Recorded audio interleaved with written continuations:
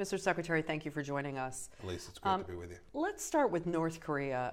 You said yesterday you're going to begin negotiations with the North Koreans, and you'll be meeting with your foreign minister colleague up in New York. But how much do you think ultimately a deal with North Korea is going to end on the relationship between President Trump and Kim Jong-un? So that relationship is certainly very important, as is the relationship between Chairman Kim and President Moon. They had their Inter-Korean summit this past week where they made incremental progress, good stuff. President Trump's always known that we needed first to stop their testing of their nuclear weapon systems as well as their missiles. We've accomplished that. And then the process of full denuclearization can begin to take place. So we're working on that. There have been lots of conversations, lots of work, lots of negotiation at multiple levels. But your point that the two leaders will ultimately have to finish this thing off, close this deal, is certainly the case.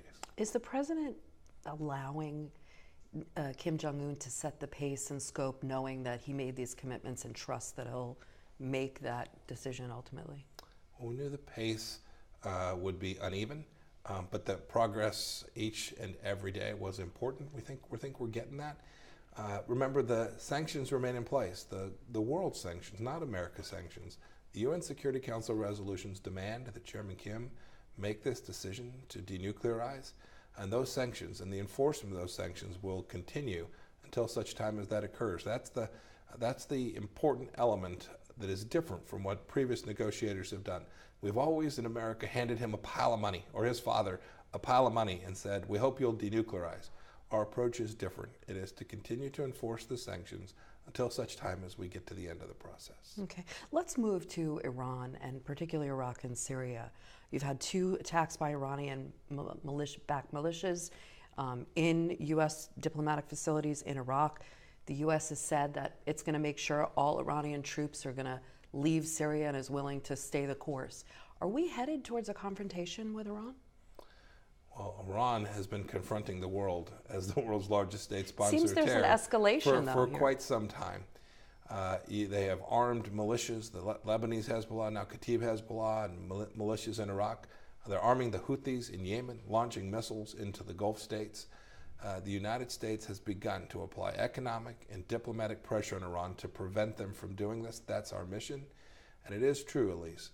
We have told the Islamic Republic of Iran that using a proxy force to attack an American interest will not prevent us from responding against the prime actor.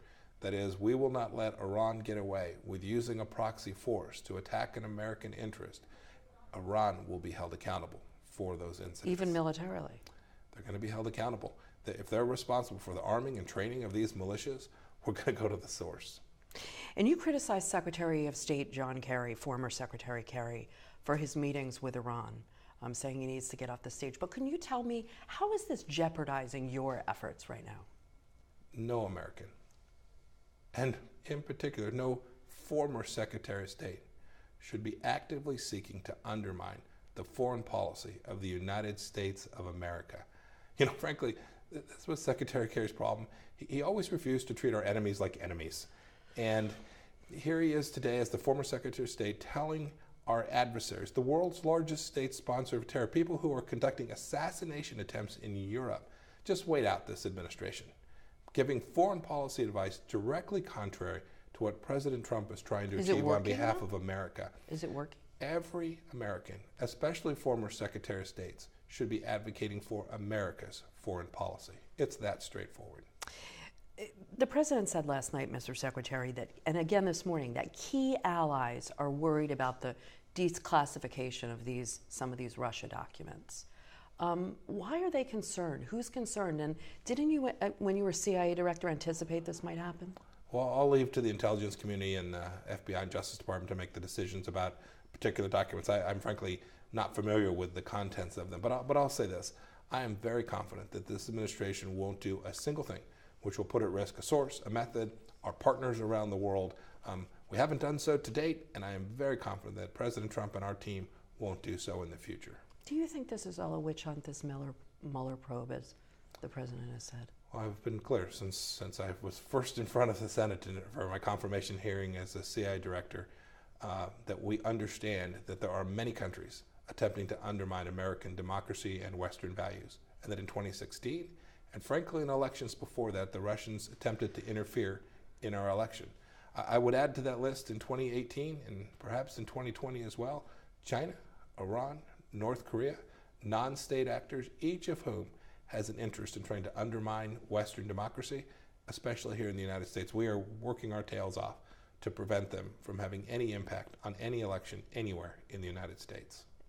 Bob Woodward in his book suggested that the president felt that this Russia probe is, weakening him and U.S. diplomacy. Have you found that in your meetings?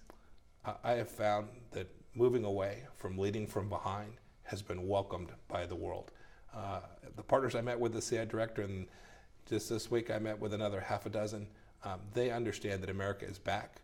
We are engaged. We are leading from a core set of principles that they all can rally around and begin to help us build coalitions to solve some of the most difficult problems facing this world that were left to us by the previous administration.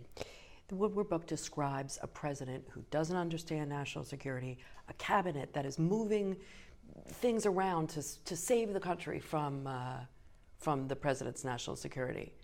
Have you seen that? Do you do that? I find that absolutely ludicrous. There is, be careful. There aren't many members of the president's cabinet who have spent as much time with him as I have. I briefed him almost every day as CI director. I see him and talk to him every day now. This is a president who is fully informed, well briefed, listens, asks hard questions, and is leading his foreign policy team towards solving so many of the problems that plague this world. I wish the previous administration had acted with such diligence and power, but it was left to us. We'll get it right.